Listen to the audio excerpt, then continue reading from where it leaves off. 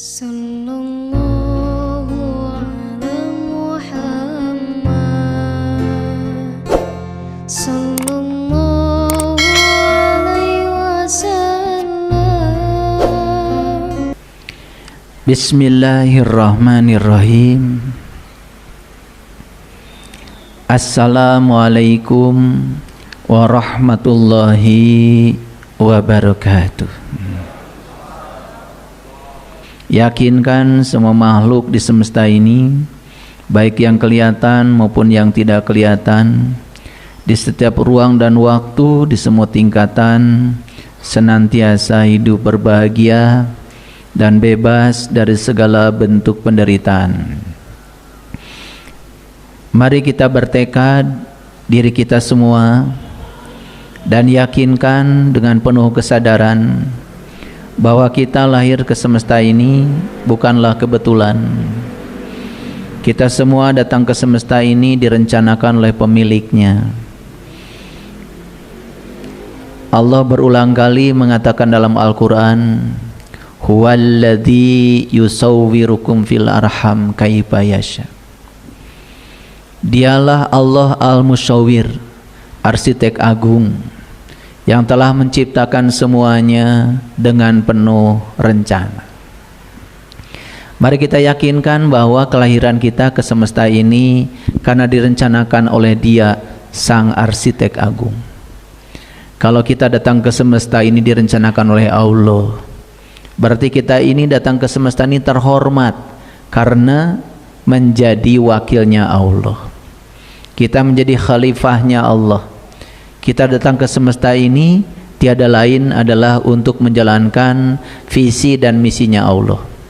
Kita datang ke semesta ini untuk menjadi kepanjangan tangan Allah, menyampaikan cinta kasihnya Allah. Allah yang maha pengasih, Allah yang maha penyayang, yang tidak pernah menghukum hamba yang dicintainya. Jangan percaya sama orang yang mengajarkan bahwa Allah menciptakan neraka untuk balas dendam kepada hamba yang dicintainya. Itu omong kosong. Neraka adalah ciptaan kita sendiri. Allah berulang kali mengatakan segala kebaikan dari Allah, tapi segala keburukan itu buah tanganmu sendiri. Diulang-ulang di banyak ayat dalam Al-Quran. Oleh karena itu, para sahabat, marilah kita selalu sadar bahwa kita ini makhluk cahaya yang dibungkus dengan tubuh untuk mencahayakan semesta. Kita ini adalah wakil Allah untuk menyampaikan cinta kasihnya Allah. Tidak boleh di semesta ini kita membuat kerusakan. Tidak boleh di semesta ini kita menyakiti makhluk lain, siapapun itu. Tidak boleh menyakiti pohon, menyakiti makhluk, apalagi kita menyakiti diri kita sendiri. Yuk sekarang selalu bertekad, mulai hari ini saya akan menjadi sumber cinta, sumber sukacita, sumber kedamaian, sumber ketentraman bagi semua makhluk. Tidak boleh ada makhluk lain yang berkurang kebahagiaannya bertemu dengan saya. Percaya sama saya, hadiah orang yang selalu memancarkan cinta adalah cinta itu sendiri. Kalau Bapak Ibu sudah bisa mempraktekkan itu, bahkan segala berkah itu datang tanpa diduga. Wa yarzuqhu min haitsu la yahtasib. Segala puji hanya milik Allah, Sang kehadiran, Sang keberadaan, yang senantiasa membimbing kita, senantiasa mengarahkan kita, membentuk kita agar kita tidak pernah tersesat dari jalannya. Kalau kita selalu mengikuti azannya Allah, azan itu sebetulnya bukan seruan yang dilakukan oleh manusia, itu cuma syariat saja. Tapi azan yang sebenarnya itu dilakukan langsung oleh Allah. Azan itu seruan, dan Allah itu menyeru langsung dari dalam setiap ruang dan waktu. Ketika kita mau berbohong, ada yang azan dari dalam, jangan bohong. Ketika kita mau menyakiti orang lain, ada yang azan dari dalam. Jangan melakukan itu. Ketika kita bertindak semena-mena sama orang lain, ada azan dari dalam. Jangan kamu lakukan itu. Aku tidak ridho dengan apa yang kamu lakukan. Jadi para sahabat semuanya harus sadar kalau azan itu sebetulnya ada di dalam diri kita. Tidak pakai pengeras suara, tapi suaranya lantang dari dalam. Jujur ya, saya tanya semuanya. Bapak Ibu sering mendengarkan seruannya? Sering. Itulah azan yang sebenarnya. Tapi azan yang itu, yang langsung dilakukan oleh dia pemilik kita, nyaris sama kita tidak didengar. Padahal itu adalah bimbingan sejati darinya. Ya, jadi azan itu bukan 5 waktu. Azan itu setiap saat. Di sini selalu ada, selalu ada. Silahkan dengarkan azan itu dan ikuti. Pasti kita akan selalu menuju kepada kebahagiaan. Hayya 'alal falah, hayya 'alal falah, hayya 'alal falah. Siapapun yang mengikuti azan dari dalam, azan sejati itu, saya pastikan tidak akan menderita hidupnya. Begitulah cinta kasihnya Allah. Tidak pernah tidur, tidak pernah terkantuk, senantiasa terjaga untuk mengarahkan kita supaya tidak tersesat di jalannya. Oleh karena itu mari kita puji Dia dengan membaca hamdalah. Alhamdulillahirabbil alamin. Mari kita awali kajian kita di pagi yang penuh berkah ini, bersama-sama merasakan kehadirannya, karena Sang Hidup tidak pernah meninggalkan kita. Para sahabat bisa mendengarkan suara saya karena kehadiran Allah dalam diri kita. Kalau kita tidak bernapas lagi, semua fungsi dari tubuh ini tidak berguna lagi, hilang. Bahkan saat seseorang tidak diizinkan bernapas lagi, semua yang disebut miliknya berpindah tangan dalam sekejap. Semua yang dibangga-banggakannya nyaris tidak ada lagi. Semua yang disebut kehormatan, status sosial, bahkan namanya pun hilang. Begitu dia tidak bernapas lagi, namanya berubah menjadi jenazah. Namanya berubah menjadi almarhum, almarhumah. Bahkan nama yang diberikan oleh orang tuanya tidak ada lagi, tidak disebut lagi. Gelar-gelar yang melekat di namanya pun hilang. Gelar jenderal hilang, gelar profesor hilang, gelar doktor hilang, gelar dokter hilang, gelar insinyur hilang. Semuanya tidak berguna lagi. Bahkan bukan sekedar itu, nyaris tidak ada yang bisa dibanggakan lagi. Dan setelah itu tubuhnya pun diasingkan oleh keluarganya. Supaya disebut terhormat, akan diistirahatkan di tempat istirahat yang terakhir, padahal dikuburkan. Oleh karena itu mari kita sapa asma Allah dengan kelembutan dan cinta seraya membaca basmalah. Bismillahirrahmanirrahim. Kajian kita hari ini meneruskan satu intuisi yang pernah menyelinap lewat kesadaran saya di salah satu kajian saya, yang judulnya adalah ketika agama hanya hidup di rumah ibadah tetapi mati di ruang kehidupan. Dan fakta sekarang kita saksikan, agama itu, syiar agama itu hanya kelihatan di rumah ibadah, tetapi agama tidak kelihatan lagi di pasar, agama tidak kelihatan lagi di kantor, agama tidak kelihatan lagi di rumah tangga, agama tidak kelihatan lagi di ruang-ruang kehidupan. Dan inilah agama sudah kehilangan tujuan awalnya. Karena tujuan agama itu cuma dua, para sahabat. Yang pertama adalah ketuhanan, yang kedua adalah kemanusiaan. Ketuhanan berarti kesifati sifat-sifat Tuhan. Dan siapapun yang kesifati sifat-sifat Tuhan, maka dia akan punya kemanusiaan. Jadi kemanusiaannya manusia sesungguhnya adalah sifat-sifat Tuhan yang melekat di dalam dirinya, yang sering disebut tahaluk bi ahlakillah, berakhlak seperti akhlaknya Allah. Itulah yang diajarkan Nabi Muhammad. Makanya beliau diutus ke semesta ini, tidak pernah beliau mengatakan, aku diutus ke dunia untuk menyebarkan agama Islam. Tidak. Hadisnya sering kita dengar, innama bu'istu liutammima makarimal akhlak. Aku diutus ke dunia ini, aku dibangkitkan ke semesta ini, hanya satu tujuanku, memuliakan akhlak. Kalau begitu agama posisinya apa? Agama adalah jalan, agama adalah alat.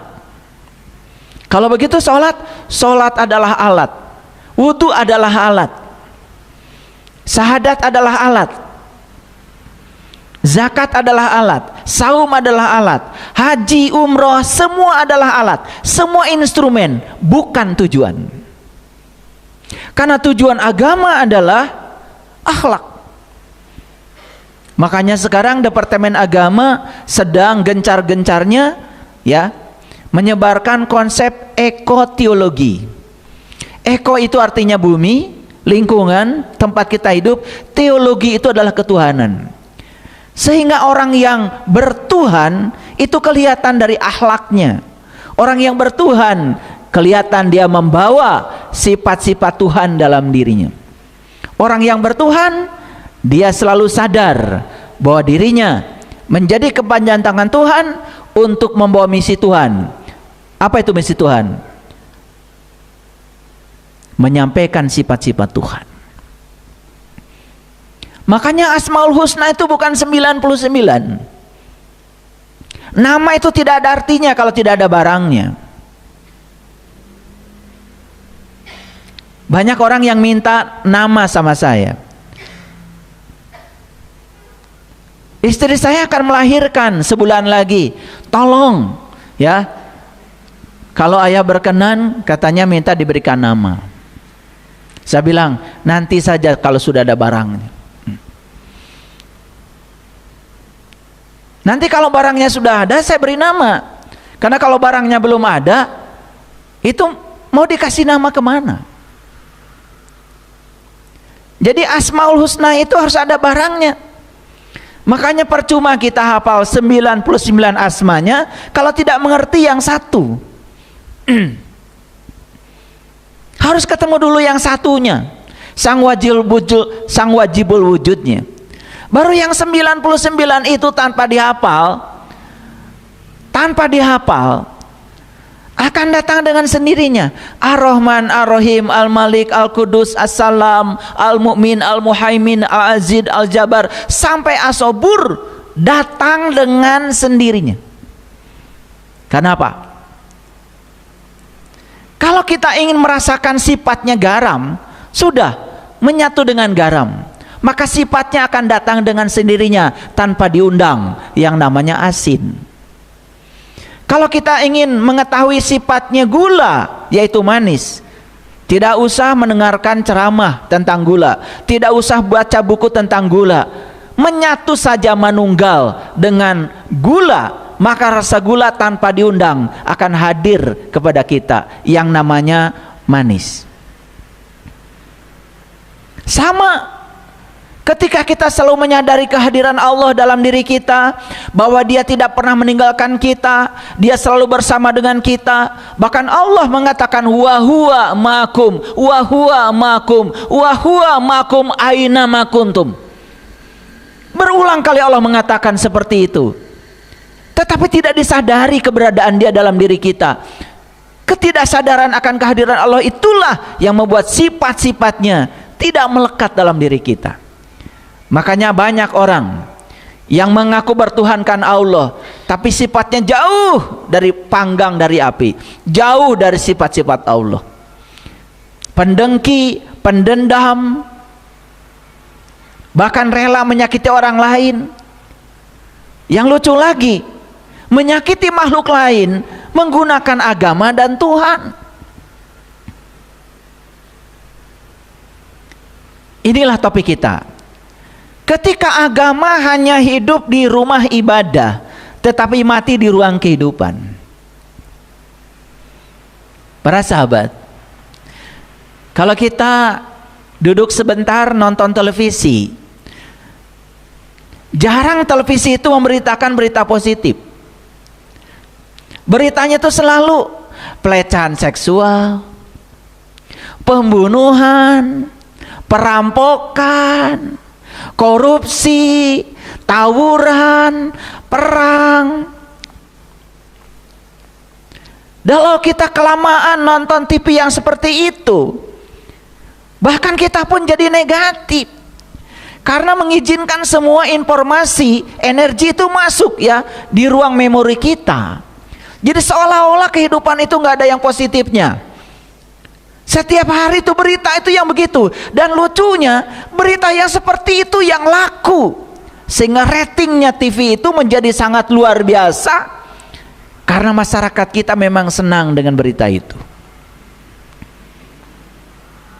Saya pernah tinggal di sebuah negara, dan setiap hari kita setel televisi. Di negara itu yang disebarkan itu bukan yang seperti itu. Bagaimana membuat makanan yang enak, bagaimana bertani yang bagus, bagaimana mengembangkan teknologi. Yang diajarkan tuh secara edukasi kepada masyarakat itu hal-hal yang membangun. Saya perhatikan masyarakatnya juga jadi positif dan menarik semua hal yang positif. Jadilah dia negara maju. Barangkali media di kita pun harus refleksi diri, ya. Ada program pemerintah yang namanya makan bergizi gratis, mempekerjakan lebih dari 600.000 orang. Bahkan banyak ya di komunitas saya tanya, kenapa Anda nggak pernah ketemu saya lagi? Alhamdulillah ayah, sekarang saya kerja di SPPG. Saya setiap hari menyiapkan makan buat anak-anak. Oh, luar biasa. Lebih dari 1 miliar sajian makanan yang sudah dibuat oleh pemerintah. Lalu ada keracunan yang jumlahnya tidak sebanyak yang sudah disajikan pemerintah. Setiap hari beritanya selalu aja keracunan, keracunan, keracunan. Apa yang terjadi? Bahkan anak-anak sebelum makan sudah takut makanannya adalah racun. Ini yang tidak dipikirkan oleh media kita. Seolah-olah menyebarkan isu yang seperti itu bagus, lalu dicari-cari terus kesalahan-kesalahan, dan itu disebarluaskan. Kayaknya kita harus taubatan nasuha ya. Masih ingat ya Pak Nasuha?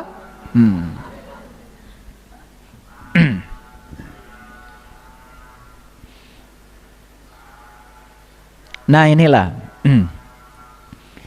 Jadi kita mengartikan syiar agama itu ketika masjid penuh. Mengartikan syiar agama itu kalau peringatan hari besar agama orang datang penuh. Tidak pernah melihat efeknya. Harusnya masjid penuh belum syiar.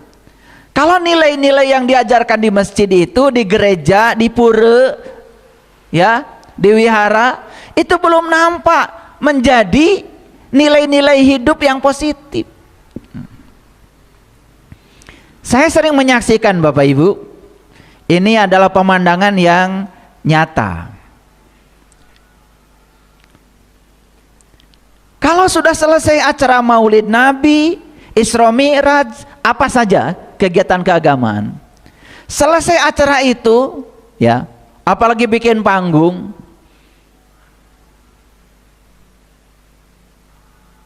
bisa ditebak mau saya bicarakan? Apa kira-kira? Sampah bertebaran di mana-mana. Bahkan yang lebih lucu lagi ya, di Arafah itu, selesai orang wukuf di sana, itu ribuan ton sampah yang harus diangkut oleh pemerintah Saudi. Kesadaran untuk memindahkan sampah ke tempatnya saja masih di tempat itu nyaris tidak ada. Padahal hadisnya kan jelas, an-nadofatu minal iman, kebersihan sebagian dari iman. Kalau saya ya di kajian ini aja, saya disebut berhasil memberikan kajian kalau tidak ada lagi botol air mineral yang berantakan di masjid ini. Sudah disediakan tempat sampahnya.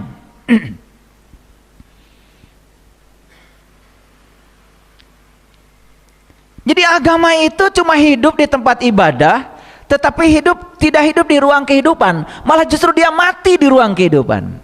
Pertanyaan besarnya apa? Kenapa bisa begitu? Ya Bapak Ibu, yang sedang diselidiki KPK, bagi-bagi kuota haji,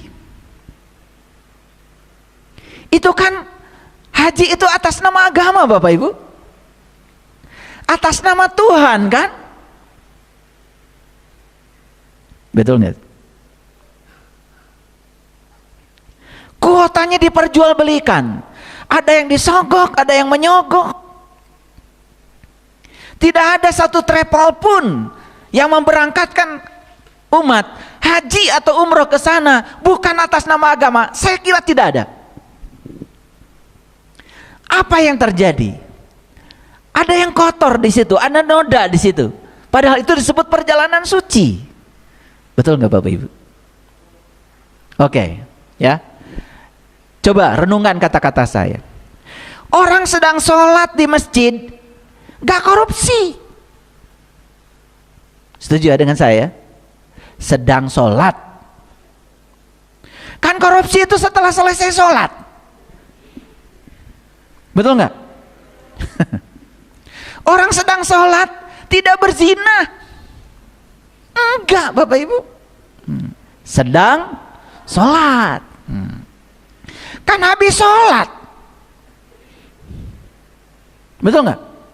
Orang sedang sholat nggak ada marah-marah, memaki-maki orang lain. Enggak Bapak Ibu. Kan habis sholat. Nah pertanyaannya adalah, kita ini sering merasa seolah-olah kalau sudah beragama di rumah ibadah, kita sudah selesai beragama. Padahal itu baru latihan beragama. Agamanya di ruang kehidupan. Ada nggak Bapak Ibu? Orang habis baca Quran, suami istri di rumah, habis itu berantem. Ada nggak Bapak Ibu? Ada apa banyak? Waktu baca Quran nggak berantem, mau baca Quran. Kan berantemnya setelah baca Quran. Jadi ini jangan-jangan agama itu tidak berhasil ya menjadi instrumen yang mengantarkan kita tercegah dari perbuatan keji dan munkar. Itu masalah kita hari ini. Perlu nggak Bapak Ibu saya bahas ini? Perlu ya, karena ini sangat relevan dengan kenyataan hidup. Baik, kalau gitu kita masuk. Bapak Ibu sering wudhu? Sering nggak? Berapa kali sehari? Oke. Waktu wudhu cuci tangan. Pakai apa? Pakai air. Ini tangan ini kalau habis dicuci ya, misalkan sebelum dicuci ya nyubit anak. Habis dicuci nih tangan ini ya pakai air, nyubit anak lagi nggak? Sebelum dicuci ngambil hak orang. Itu habis dicuci ngambil lagi nggak? Sebelum dicuci korupsi. Habis dicuci nih tangannya masih korupsi nggak? Itu maksud saya. Karena saat cuci tangan itu tidak sadar. Nih kalau saya mohon maaf ya, waktu cuci tangan itu saya ingat-ingat ya, sebelum saya cuci tangan itu, ini mau cuci tangan aja, saya ingat-ingat saya melakukan apa ya, gitu.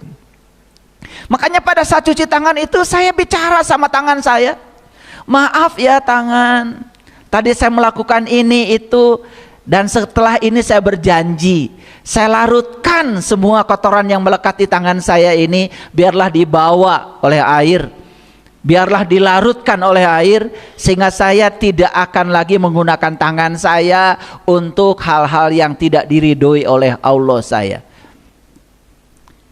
5 kali saya wudhu, karena saya bicara dengan tangan saya. Ini tangan ini kayak ada remnya gitu loh. Misalkan gini Bapak Ibu, biasanya kalau saya kemana-mana itu ya, itu makanan itu selalu banyak. Apalagi kalau saya ngasih tahu, oh nanti saya mau datang ke rumah kamu ya, wah itu udah masak dari sejam malam. Segala ada.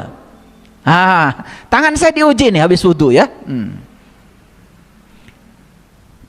Daging ada, sate ada, ayam ada, gepuk ada, bahkan itu yang namanya ikan, bakarnya ada, pepesnya ada, gorengnya ada, ya, yang terbang itu, bakarnya ada, cobeknya ada. Ini saya bukan ngada-ngada ya, saking ingin membahagiakan, menghormati saya, semuanya ada. Kan tangan saya diuji Bapak Ibu, perut saya ini kan terbatas. Saya juga cuma makan 1 kali, nanti aja jam 1 saya makan, itu juga terbatas sedikit. Saya hanya mengambil yang saya butuh. Saya tidak makan daging, saya hanya makan ikan. Kalau ikan saya masih makan. Ya dan begitu belum kenyang, ya udah selesai. Tidak mumpang-mumpung karena banyak, mubazir. Coba Bapak Ibu, sakit perut itu dari mana? Dari sini. Dari sini, betul nggak? Coba ambil lagi. Yang ambil cabai itu siapa? Kan cabai nggak datang ke sini, betul nggak? Coba, saya kalau wudhu ya, cuci tangan saja, saya upacarakan waktu cuci tangan, sampai saya kadang-kadang menangis. Saya menyesal tidak menggunakan tangan saya seperti yang Allah mau. Saya minta maaf pada tangan ketika saya sedang mencucinya. Saya berterima kasih pada tangan saya ketika saya sedang mencucinya. Bahkan ketika sedang mencucinya, saya katakan I love you, I love you. Saya sangat mencintai kamu. Gitu nggak Bapak Ibu? Kalau itu enggak ya? Ya. Waktu wudhu memang Bapak Ibu ya tidak korupsi. Kan habis wudhu, berarti wudhunya tidak ada bekasnya kan? Betul nggak? Aduh. Apalagi yang tangannya ringan sekali ya, suka mukul sama orang kayak gitu. Wudhu lagi mukul lagi, wudhu lagi mukul lagi. Mohon maaf Bapak Ibu, buat apa? Agama itu jadi upacara. Tujuan agama tidak tercapai, ketuhanan tidak tercapai, apalagi kemanusiaan. Banyak orang yang mengatasnamakan agama dan Tuhan, bahkan menyakiti makhluk lain. Bahkan binatang yang tidak bersalah kemudian dipotong atas nama Tuhan dan agama. Perlu direnungkan kembali Bapak Ibu. Dengarkan kata-kata saya, pelajari Al-Quran. Apa yang disebut dengan penyembelihan? Pelajari, itu bahasa hakikat itu. Al-Baqarah, sapi betina disembelih, baca itu. Yang mana sapi betinanya? Pelajari Quran, karena Quran pedoman hidup katanya. Setelah cuci tangan kemudian kita kumur-kumur. Saya kumur-kumur lama Bapak Ibu, lama gitu. Bukan sekedar membersihkan kotoran fisik. Kotoran fisik mah gampang, dikosok sama gigi juga habis.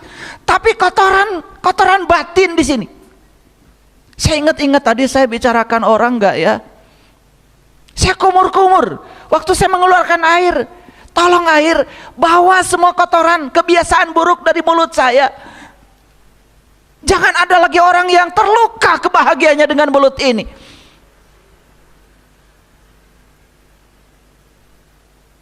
Coba Bapak Ibu, sebelum wudu ngomongin orang, habis wudu masih di tempat wudu sama ibu-ibu yang lain menyebarkan fitnah, ghibah, memfitnah orang. Buat apa? Buat apa? Coba ketika kumur-kumur itu, ya, ingat-ingat ya, berapa banyak orang yang terluka oleh mulut saya. Berapa kali anak saya tersinggung oleh kata-kata saya. Coba ingatin. Selesaikan di wudhu itu. 3 kali kita kumur-kumur. Jadi kalau sehari semalam 5 kali, 15 kali kita kumur-kumur. Coba berkumur mulai sekarang dengan kesadaran. Bawa, ajak bicara. Ajak bicara. Terima kasih pada gigi, terima kasih pada lidah, terima kasih pada mulut. Terima kasih dia sudah diizinkan Allah untuk merasakan semua cita rasa makanan. Izinkan, ajak bicara. Saya tidak boleh lagi terlibat oleh gosip. Saya tidak boleh lagi membicarakan keburukan orang. Saya tidak boleh membicarakan sesuatu yang meruntuhkan diri saya, melemahkan diri saya. Kan mulut sering bicara. Ah, itu nggak mungkin. Saya kemarin ketemu dengan orang yang sedang kegelapan. Lalu saya kasih saran. Apa jawabannya? Sudah gelap Pak bagi saya. Seolah-olah sudah akhir dari segalanya begitu. Cuman karena apa? Karena punya utang ke bank, itu sudah gelap. Seolah-olah rumahnya sudah selesai, mobilnya sudah selesai, hartanya sudah selesai. Karena dia yang mengatakan, saya sudah gelap Pak. Seolah-olah tidak ada Tuhan. Tiap hari dia wudhu, tiap hari dia sholat. Sampai hitam ininya. Tapi jawabannya seperti itu. Udah gak masuk lagi nasihat saya. Waktu memasukkan air ke hidung, apa yang dikatakan Nabi? Nabi Muhammad mengatakan, ya Allah, masukkanlah bau surga ke dalam hidungku. Sedot lagi, ya Allah, mau masukkanlah bau surga ke dalam hidungku. Saya nikmati doa itu. Saya nikmati doa itu. Surga Bapak Ibu di mana-mana. Ada orang yang ngasih minyak wangi sama saya. Minyak wangi yang saya suka, bukan minyak duyung. Karena saya setiap wudu, saya tarik air, ya Allah, masukkanlah bau surga ke dalam hidungku. Naik pesawat, yang duduk di sini wangi. Cantik lagi. Udah bau. Udah bau badan, bau mulut, segala bau. Itu jangan-jangan wudunya tidak pernah ngobrol dengan hidung kita. Ya? Coba. Waktu membasuh wajah, apa yang dikatakan Rasulullah? Ya Allah, putihkan wajahku dengan cahayamu. Kulit saya tidak hitam, tidak putih, ya seperti inilah. Kalau istri saya bilang, katanya ayah nggak hitam, sawo katanya. Tapi matang katanya sawonya. Ya memang begini ya gennya. Tapi setiap wudu selalu, ya Allah, putihkan wajahku dengan cahayamu.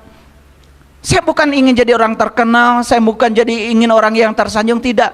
Tetapi jangan ada orang ketemu saya menjadi takut dengan saya. Kalau putihkan wajahku dengan cahayamu, berarti kan jadikan wajahku menjadi sumber cahaya, sumber penerang, sumber kedamaian. Karena ada orang yang cantik, ganteng, tapi gak mau orang ketemu sama dia. Serem.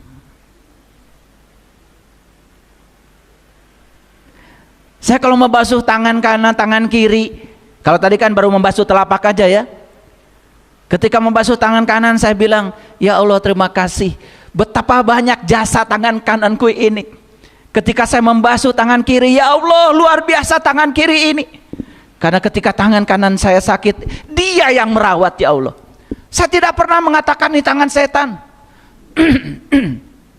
Tangan saya. Kan kalau gatal yang kanan, yang garuk yang kiri. Masa yang garuk setan? Dari kecil kita sudah di framing seolah-olah tangan kiri itu buruk, tangan kiri ini tangan setan, kan begitu. Saya selalu bilang sama tangan dan kiri, kamu dua-duanya sama kerennya, sama hebatnya, sama sempurnanya. Tanpa kalian saya tidak akan bisa apa-apa. Makan dengan kedua tangan, betul Bapak Ibu? Betul nggak? Iya. Ketika kita makan yang alot-alot, yang kanan pakai sendok, yang kiri pakai garpu. Betul nggak? Luar biasa. Sempurna nggak Bapak Ibu kedua tangan ini? Luar biasa. Coba ajak bicara ketika wudhu. Wudhulah dengan kesadaran. Ini baru wudhu belum sholat ya. Nanti terbawa ke dalam kehidupan kesadaran itu. Memang ketika wudhu kan Bapak Ibu pasti menghadapi air ya. Tidak ngomongin orang. Ketika wudhu Bapak Ibu tidak marah-marah kan? Enggak. Ketika wudhu. Tapi habis itu kan marah lagi. Habis itu kan kesel lagi. Lalu apa fungsinya wudhu? Wudhu itu berarti tidak bisa mengantarkan kita menjadi lebih sadar, lebih baik. Itu baru wudhu aja kok. Ketika membasuh kepala, di Quran dikatakan wamsahu biru'usikum, sapu kepalamu. Itu perintahnya sapu loh. Bukan basahi kepalamu, bukan, sapu kepalamu. Itu Quran. Kalau perintahnya sapu kepalamu, ada apa dengan kepalamu? Kalau ada perintah tolong sapu ya ruangan ini, ada apa dengan ruangan itu? Kotor. Jadi kalau Allah bilang wamsahu biru'usikum, sapu kepalamu, berarti Allah tahu apa? Tahu kalau kepalamu itu kotor. Masih berpikir yang negatif, berpikir yang tidak mungkin, betul nggak? Ketika sakit, berpikir sakit, bukan berpikir sehat, padahal pengennya sehat, betul nggak? Berpikir selalu khawatir, cemas, sedih, katanya pengen bahagia. Coba, 3 kali ketika wudhu kita disuruh mengusap ini, sapulah kepalamu. Makanya kalau saya begitu mengusap kepala ini, ya Allah, jangan izinkan lagi pikiranku ini menjadi diri palsuku.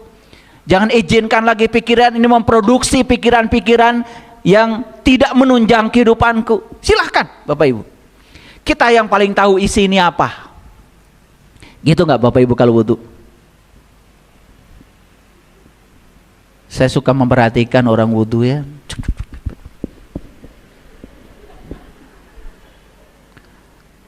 Selesai itu ketemu sama temannya, sama-sama penggosip, langsung menggosip di tempat wudhu. Ini agama cuma hidup di rumah ibadah, tapi agama mati di semua ruang kehidupan. Kenapa? Karena menjalankan agama nyaris tanpa kesadaran. Kemarin saya ke Nagreg gitu, lagi survei. Ada gunung batu di sana yang mau diambil manfaatnya.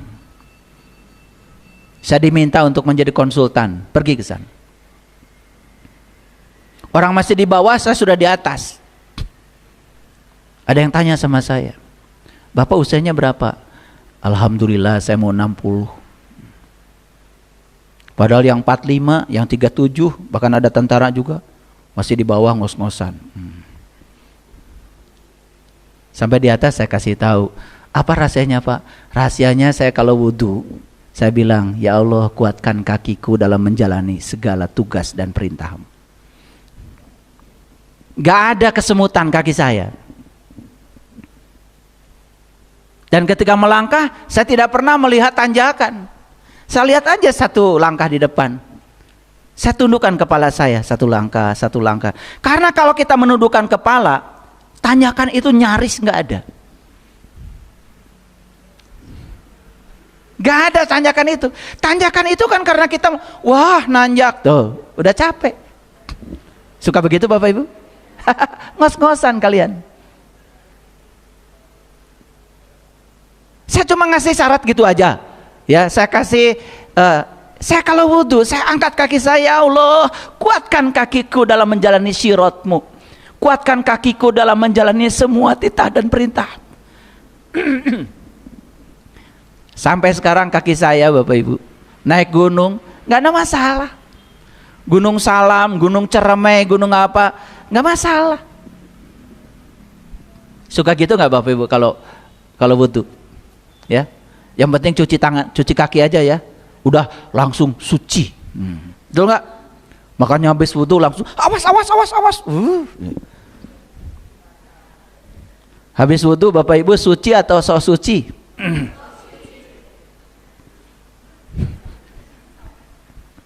Tubuh kita ini nggak suci, lahir kencingnya masih ada di sini, beraknya masih ada di sini. Kalau di bedel ini dibuka dalamnya, bahkan yang mengotori WC itu kan tubuh kita, Bapak Ibu. Jadi sebenarnya wudhu itu lahir apa batin? Ya secara lahir memang kita jadi cuci muka, lumayan kan? Tangan kita yang kotor jadi dilarutkan, tetapi tidak menjadi suci. Lah kotoran masih ada di tubuh kita. Nabi Muhammad mengajarkan wudhu itu supaya kita suci batinnya. Dan kita sok suci aja lahirnya, batinnya sekotor apa nggak peduli. Betul nggak? Coba pulang dari sini, coba nanti ya hadir sepenuhnya ketika berwudhu, ketika cuci tangan, ingat-ingat tadi habis apa, ingat-ingat itu. Jadi kalau subuh habis wudhu, nah antara subuh sampai duhur itu kamu melakukan apa dengan tangan ini? Ingat-ingat itu. Kalau ada yang tidak pantas dilakukan oleh tangan ini pada saat duhur, larutkan dengan air wudhu. Bilang sama air wudhu, saya larutkan semua sifat-sifat buruk yang melekat di tangan saya ini. Mau ngasih pada orang gak jadi, ini tangan. Larutkan di situ. Sekarang saya larutkan kepelitan tangan saya ini. Mau traktir teman gak jadi, bilang itu pada saat wudhu, maaf ya tangan tadi sudah mau pencet gak jadi.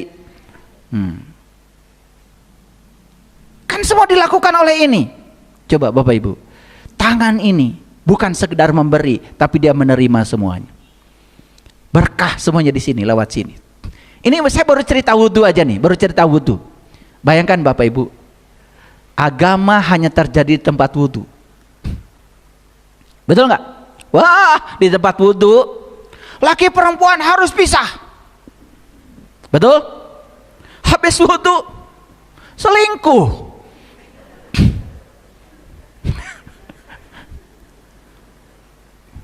Di pesantren itu tempat wudhu laki dan perempuan pisah Bapak Ibu.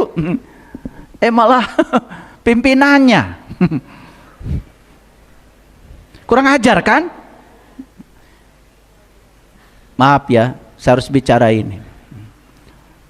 Ini nggak nyampe-nyampe dari tadi ya. Ini baru wudhu aja. Paham sampai sini? Paham? Coba mulai sekarang, nih saya kasih pelajaran sederhana. Nanti setelah ini wudhunya berkesadaran. Begitu lihat air, bilang terima kasih air, kamu keren, kamu sangat berguna. Tolong ya air, larutkan semua kotoran yang melekat dalam tubuhku. Bilang sama air begitu. Bilang sama air itu.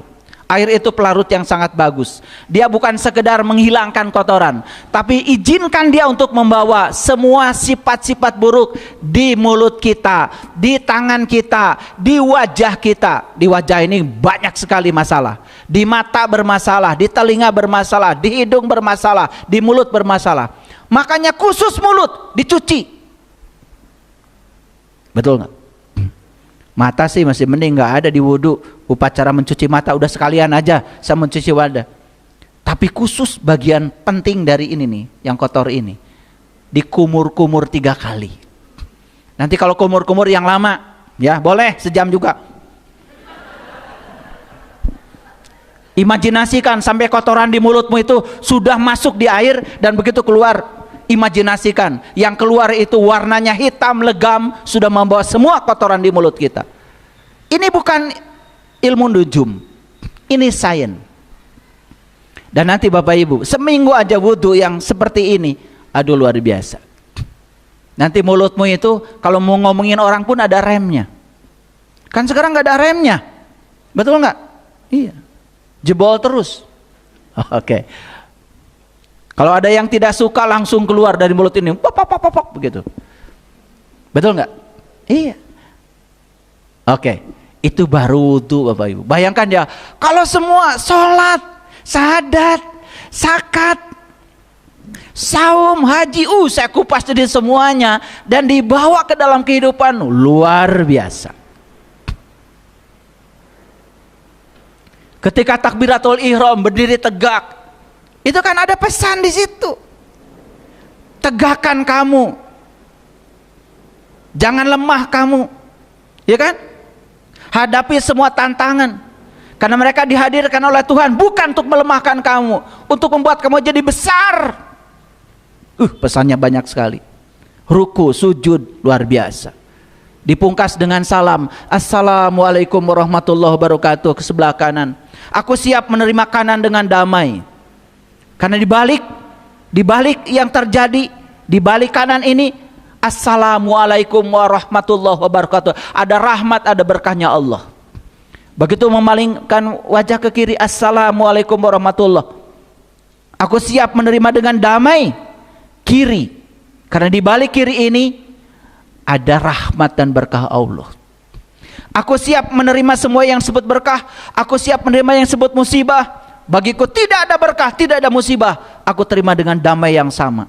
Bayangkan ketika mengucapkan salam dengan kesadaran seperti itu. Sadar nggak Bapak Ibu?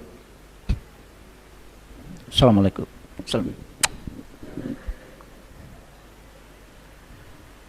Pakai.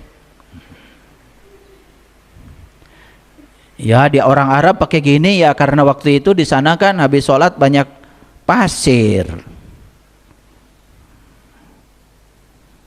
Semua tuh gerakan ada maksudnya. Cuman kita nggak mau belajar kan, betul nggak? Coba. Dan saya tidak tertarik untuk membahas satu persatu semua ritual, tidak Bapak Ibu. Saya cuma ngasih contoh-contoh kecilnya saja.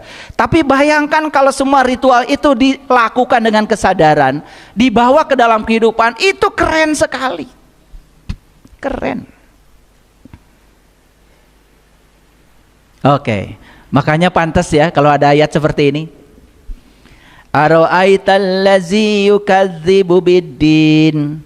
Tahukah kamu siapa pendusta agama itu? Ini pertanyaan dari Allah. Tahukah kamu siapa pendusta agama? Yang mengatasnamakan agama, mengatasnamakan Tuhan, tetapi hidupnya membuat onar, merusak persatuan, membuat kerusakan di muka bumi. Bapak Ibu, satu-satunya yang punya definisi agama yang lengkap itu bangsa Indonesia. Saya terkejut ketika saya membaca buku leluhur. Di situ ada definisi agama, peninggalan leluhur kita di Nusantara. Apa katanya agama? Agama adalah latihan dasar menempa diri untuk membentuk tata krama dan kehalusan hati nurani, untuk membentuk manusia yang berbudi pekerti luhur dan berakhlak mulia. Bayangkan, tidak ada di negara manapun yang punya definisi agama seperti leluhur kita. Ulangi ya, ulangi. Tangkap intisarinya. Agama adalah latihan dasar untuk menempa diri, supaya terbentuk tata krama dan kehalusan hati nurani, untuk membentuk budi pekerti luhur dan akhlak yang terpuji. Bayangkan. Jadi agama itu adalah latihan dasar, latihan menempa diri. Tujuannya adalah membentuk tata krama dan kehalusan hati nurani. Harusnya orang beragama itu punya tata krama. Katanya beragama, pakai baju kayak orang suci, mulutnya menghujat. Dan yang model kayak gitu justru pengikutnya banyak, bingung saya.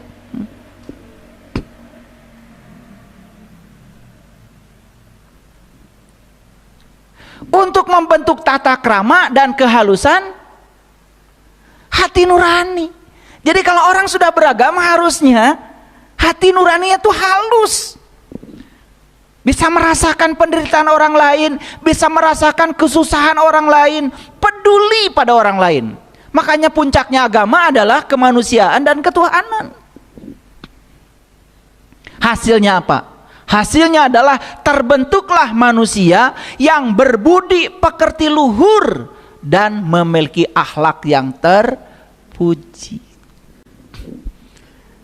Kira-kira berdasarkan definisi agama seperti itu, menurut Bapak Ibu sekarang, tidak usah tanya orang lain, apakah agama yang dianut Bapak Ibu hari ini, saat ini sudah berfungsi seperti itu? Sudah apa belum? Pasti jawabannya OTW ayah, on the way terus, ya. Makanya pantas kalau Allah mempertanyakan pada kita, ara'aital ladzi yukadzibu biddin, tahukah kamu siapa pendusta agama itu? Ini pertanyaan harus dijawab. Bapak Ibu, apakah yang harus menjawab pertanyaan ini? Orang yang mengaku beragama atau yang tidak beragama? Siapa? Yang mengaku beragama. Tidak ada kaitan dengan orang yang sudah sama sekali tidak beragama. Ini ayat buat mereka yang mengaku beragama, yang suka mengatasnamakan agama untuk segala sesuatu.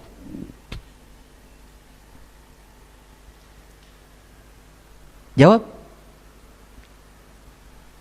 Tahukah kamu siapa pendusta agama itu?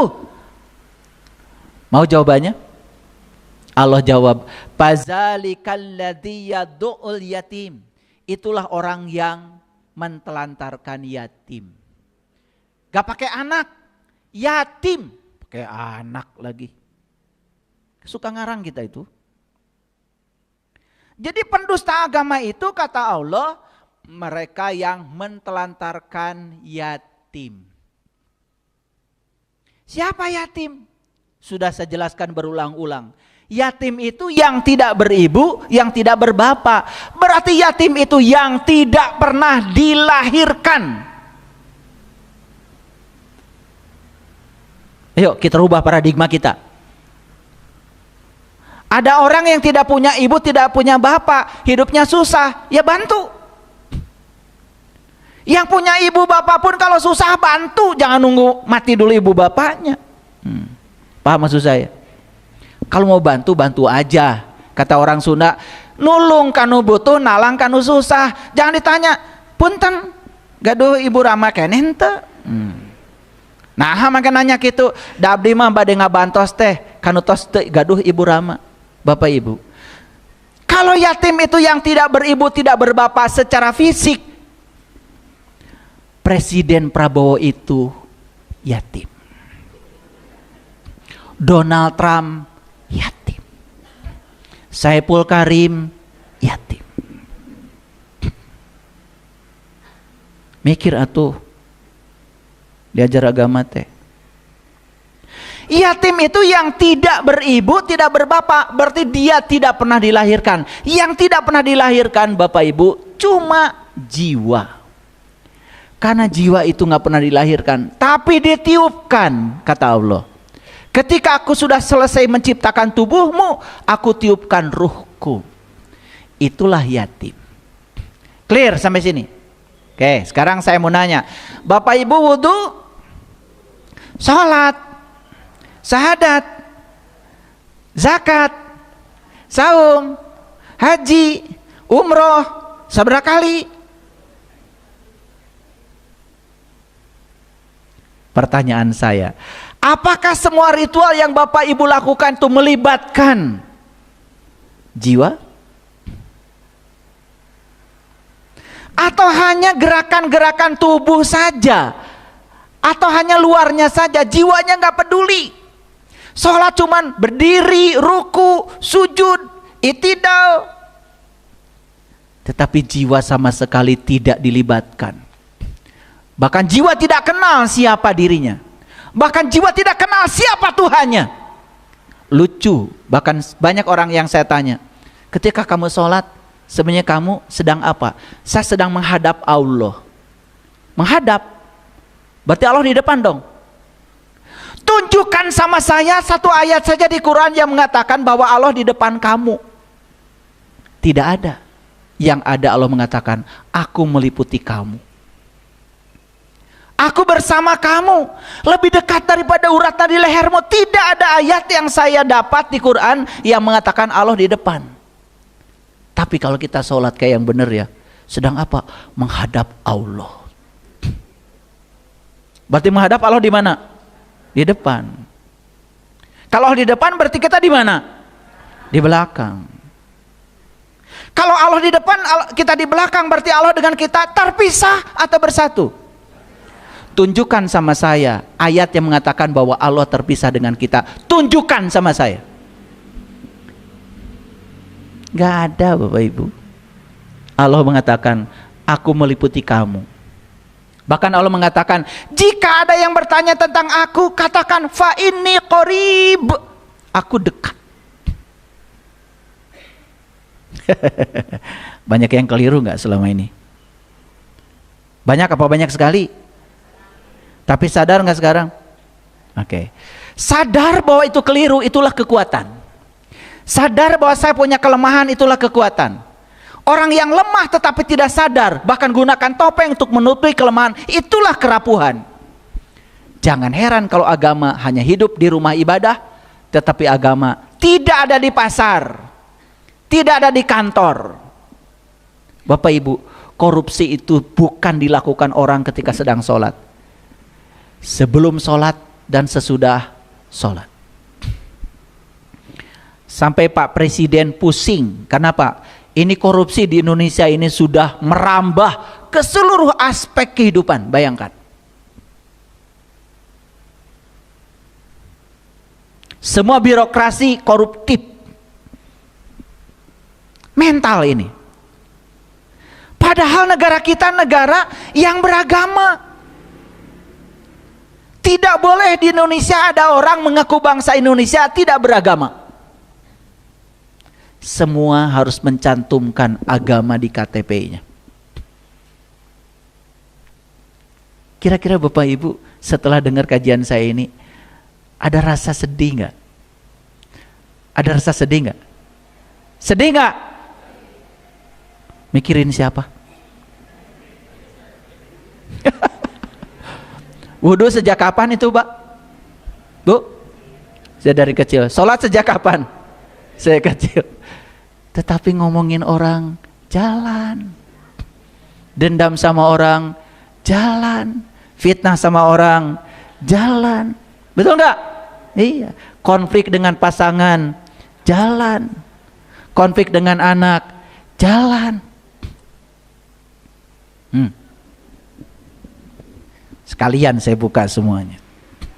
Ulangi ya, siapa pendusta agama itu menurut Quran? Orang yang mentelantarkan jiwanya. Orang yang melakukan ritual tetapi tidak melibatkan jiwanya. Makanya agamanya hidup di rumah ibadah, tetapi tidak hidup di ruang kehidupan. Saya kadang-kadang suka mancing-mancing. Maaf, tapi saya mah suka eksperimen. Ya. Habis sholat, kamu hebat. Dari mana? Sholat Pak. Bagus. Tolong ya, belikan sesuatu. Saya kasih 100.000. Padahal cuma 10.000 sebetulnya. Udah, saya udah lama. Saya pura-pura tidak tahu aja. Gak kembali itu 90.000-nya. Padahal kalau dikembalikan juga saya udah niat. Ya, mohon maaf kalau saya dengan istri saya, kalau saya nyuruh sesuatu ada kembalian berapapun, gak pernah saya ambil. Niatnya sebetulnya ini mau ngasih sebetulnya, ya, coba nyoba dulu kan habis sholat. Ya itu hasilnya. Nggak saya tegur sampai sekarang Bapak Ibu, biarin aja. Kan itu bukan urusan saya, itu urusan dia dengan dirinya sendiri. Oh, saya cuma tahu. Jadi saya cuma ngecek kalau sholatnya nggak benar gitu aja. Gampang kok. Gampang Bapak Ibu. Ya. Habis sholat saya ajak makan. Makan. Ya. Saya coba. Ada nggak inisiatif? Dan duitnya juga ada, dia punya. Sengaja saya ngambil tempe, tahu yang murah-murah. Takut yang ngitung. Kalau ngambil gurame kan dia ngitung nanti. Makin jauh dari teller. Kali aja di inisiatif gitu ya. Enggak, diam aja. Oh, pengen gratis. Makanya ada yang mau beli buku saya. Ayah guru, buku hidup menakjubkan berapa? Aduh, saya nggak tahu ya. Yang jualan tim saya nggak pernah ngurusi yang kayak gitu. Saya cuma nulis aja. Boleh nawar nggak ya? Mau hidup menakjubkan, nawar coba. Betul nggak? Lah iya, mau bagaimana mau menakjubkan? Ya, mentalnya juga mental miskin. Orang yang pengen gratisan itu sudah mental miskin itu. Tidak mau investasi. Pada di alam semesta tidak ada ya, tidak ada sesuatu yang gratis. Semua di alam semesta itu selalu memenuhi hukum kekekalan energi. Energi itu kekal. Semua yang hilang akan dapat, gitu. Jadi tidak pernah ada energi yang hilang. Itu namanya kekekalan energi, Bapak Ibu. Ya. Jadi gratis itu mental apa? Ya udah, akhirnya saya bayar. Nyoba aja, kan habis sholat. Cerita kesuksesan. Saya bisnisnya ini. Saya ajak makan di restoran. Diam aja. Pengen dibayar. Berikutnya datang lagi. Aduh, saya ditipu orang, ditipu. Ya itu kayak itu, mentalnya kayak gitu. Uang aja nggak betah tinggal sama dia. Nggak rindu bersama dia, habis begitu. Betul nggak? Oke. Jadi tahu siapa pendusta agama? Jujur Bapak Ibu, jujur ya, jujur. Bapak Ibu ketika sholat, jiwa raga atau raga aja? Jiwanya ditelantarkan coba. Pendusta agama nggak itu? Beragama tetapi tidak menjalankan agama, itu pendusta. Makanya Nabi Muhammad mengatakan awaluddin ma'rifatullahi ta'ala wa rasulih. Awalnya agama, kenali dulu Allahmu, kenali Rasulmu. Itu perintah, itu hadis Bapak Ibu. Bahkan Nabi Muhammad bilang makrifat adalah modalku, akal pikiran sumber agamaku. Jadi ya, akal pikiran kita akan hidup kalau diterangi oleh cahaya makrifat. Itulah pentingnya kita bertemu dengan guru yang waras.